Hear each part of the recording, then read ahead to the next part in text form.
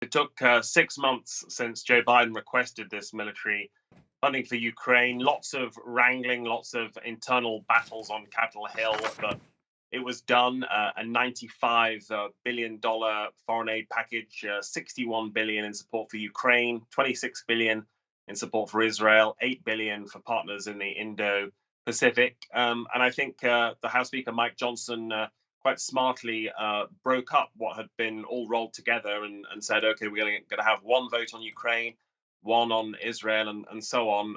That allowed members to vote with their conscience.